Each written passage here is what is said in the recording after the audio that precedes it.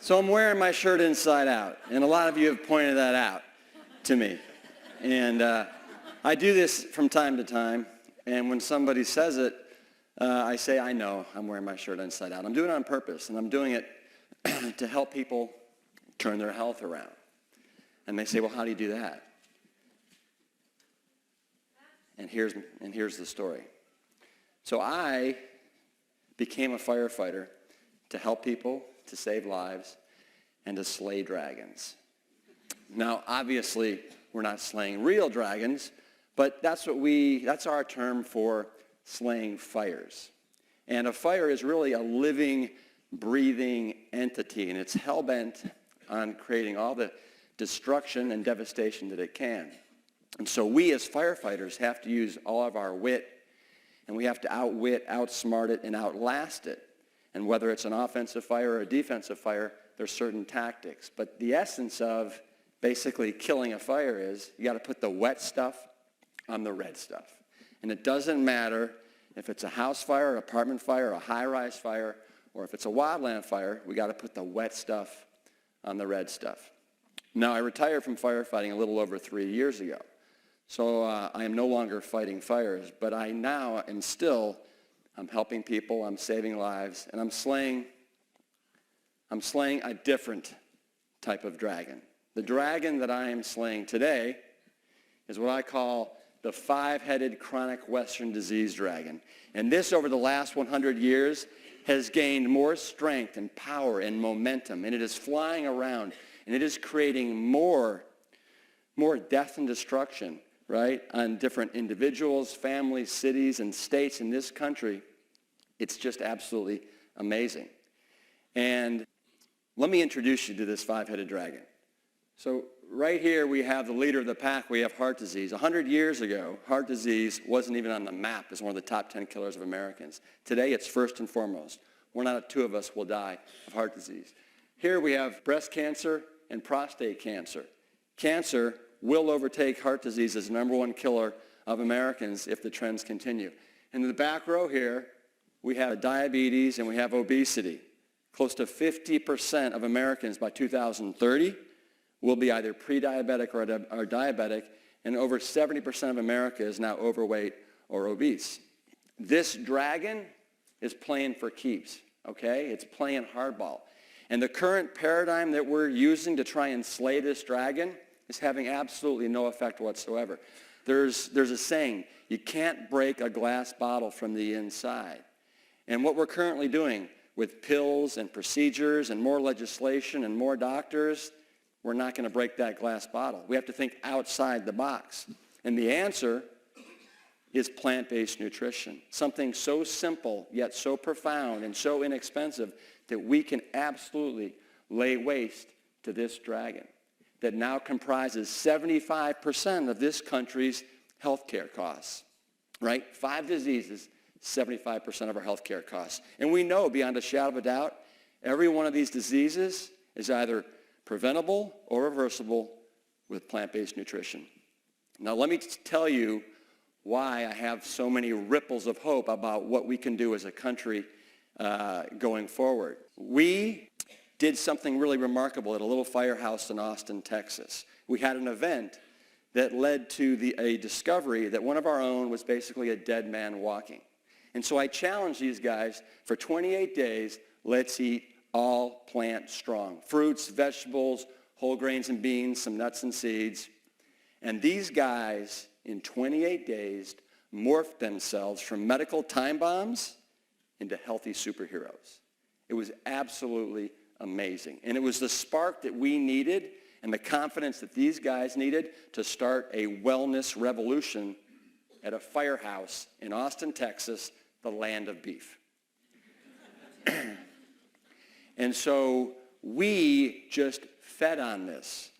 And the reason we were so successful is because we made health a habit at the fire station. And some of the things that made it easy is the guys at the fire station, they're my second family. So we had tons of support. We had an amazing amount of love between us, compassion, respect, and admiration. So we had the support that you need. We developed routines. Every day we'd come in and we'd have a plant-strong lunch that we'd share together. Then we'd have a CrossFit workout in the afternoon. Then we'd have a dinner, a plant-strong dinner. And we would alternate who would buy and shop for the food. And then together we would cook it and eat it and then clean up afterwards. And then the next morning we'd have a plant-strong breakfast. And then before we left at noon the next day, we'd have a plant-strong lunch. So these are routines that became consistent for years, for months and years. And then I had to educate these guys. These guys had the same questions that everybody has. Well, where am I going to get my protein from plants, right? What about calcium? And I said, listen, as far as protein concerned, it's a boogeyman, right? Don't worry about it. The term, the scientific term, the medical term for a protein deficiency is kwashiorkor, and you don't know it, and you don't even have to mess with it. And then for calcium comes from the ground. It's a mineral, right? If you want to get a first-class, highly absorbable form, you want to get it from plants, not from calcium. It's not calcium, it's calcium. And then these guys, they had a huge disconnect between what they thought was healthy and what in reality was healthy. So let's slay some of those dragons here together. So first, they thought red meat put hair on their chests and made them more manly. And I said, guys, no, it doesn't. What it does is it puts plaque in your arteries and it makes you less of a man. The canary in the coal mine, when it comes to heart disease, the first sign is an underperforming penis. And I said, you take a look at the size of the arteries that go up to the brain, to the heart, down into the legs. They're all about 5 millimeters in diameter, about the size of this straw here. You take a look at the size of the artery that goes to the male penis, it's 1 millimeter. It's about the size of this coffee stirring straw right here. And what happens after you eat all that meat, right? It gets clogged up with all the fat and the cholesterol and the animal protein, and that's problematic. So if you want to slay that erectile dysfunction dragon and allow your Puff the Magic Dragon to roar, then you want to ditch the meat and you want to reach for the plants. These guys were absolutely convinced that chicken was like the cat's meow when it came to health food. I said, listen guys, never mind the cat. This doesn't even belong in your dog's breakfast bowl, all right? It's got the exact same amount of cholesterol as red meat. It's got the same amount of problematic animal protein, and the leanest piece of chicken is still 20% saturated fat. You're not going to be slaying any dragons with this guy here. Okay, Rip, fine, but fish is the gold standard when it comes to a healthy meat, right? And I said, no, it's the tin standard, okay? Most fish has more cholesterol than red meat or chicken. Salmon, which is considered the healthiest, is 50 milligrams of cholesterol. You still got the problematic animal protein and varying amounts of bad fats. Don't go there, guys. Okay, fine, Rip, but the egg is the perfect food, right? We know it's the perfect food.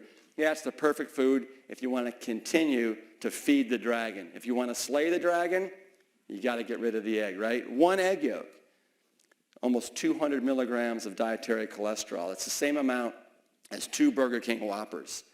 And the egg white is a concentrated source of animal protein. Now, these guys knew that processed and refined foods were not healthy. They knew about the sugar and the pop and the fried chips and the candy bars, but they had no idea that extracted plant oils weren't heart healthy and weren't beneficial. So I said, listen, this epitomizes the triumph of marketing over science. Let's pick on olive oil for a second.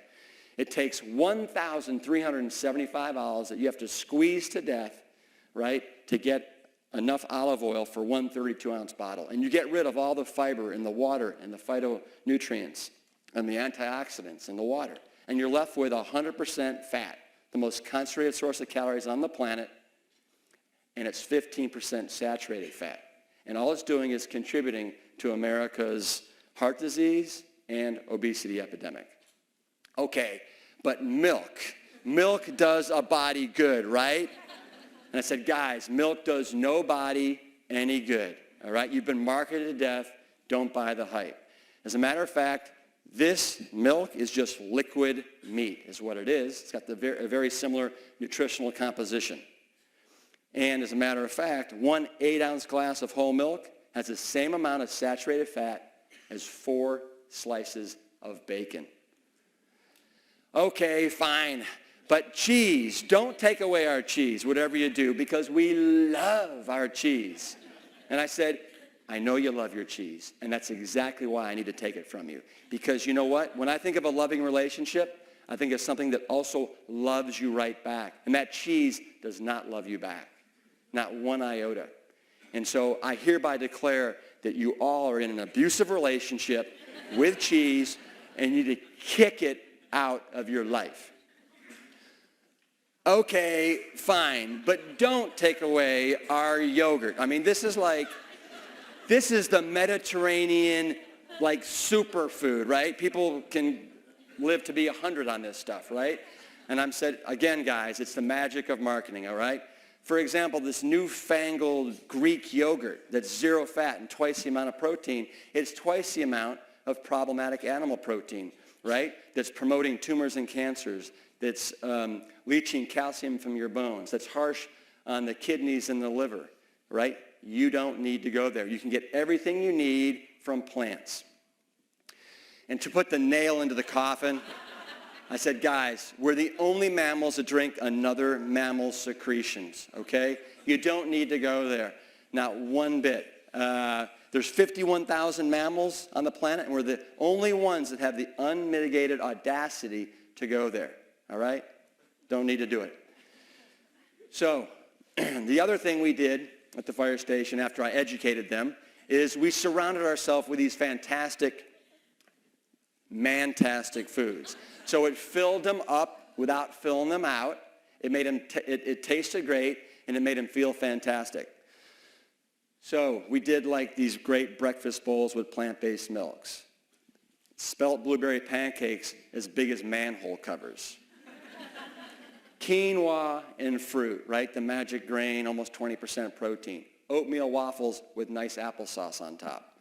And then for lunches and dinners, we would do, all-time, all-American favorites.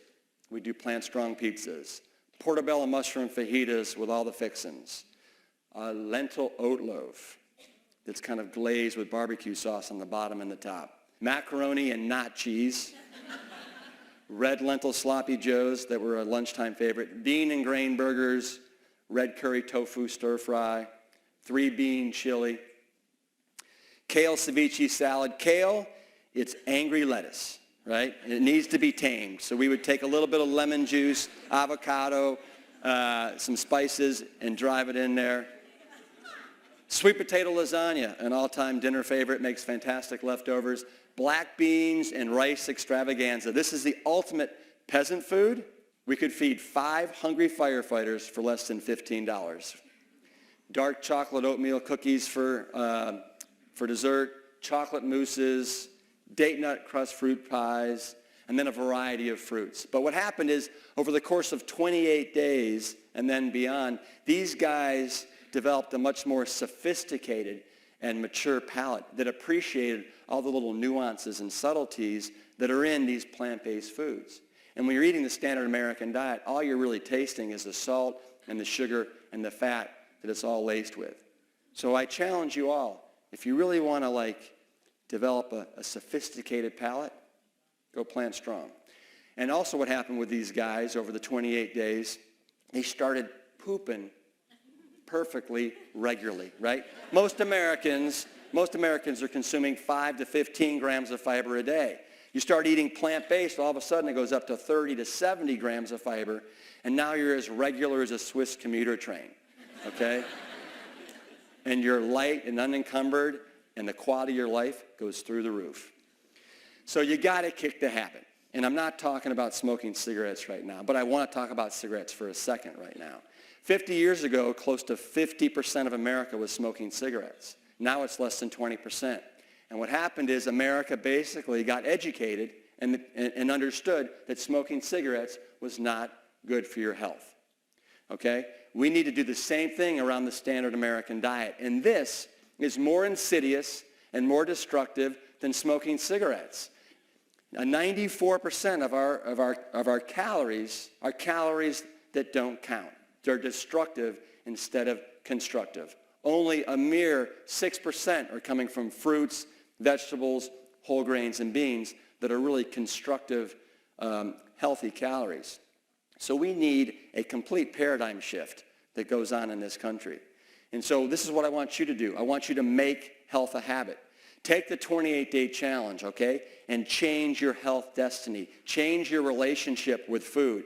You will forever have a different relationship. Find support. This culture, this society does not support healthy living or healthy eating right now. So you need to find support at family, at work, online. There's all kinds of communities where you can get support. Develop routines that make this sustainable, whether it's breakfast, every morning the same thing, Monday through Friday, whether it's finding a couple restaurants that you can go to, but find routines.